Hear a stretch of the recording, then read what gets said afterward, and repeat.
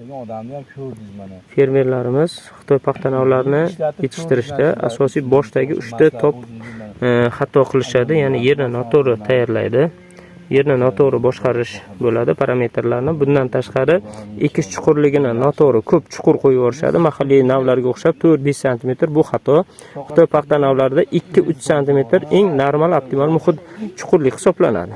Va bundan tashqari yerda nami bor deb chigit suv berishmaydi. Yerda namini va ob-havoni yomg'ir holatlarini hisobga olgan holatda urug' ekildimi yengil suv qo'yish tavsiya etiladi. Mana shu dalamiz 2-3 sm chuqurlikda ekilgan va shu bilan birgalikda yengil suv berilgan. Mana hozirgi holatini ko'rib turibsiz.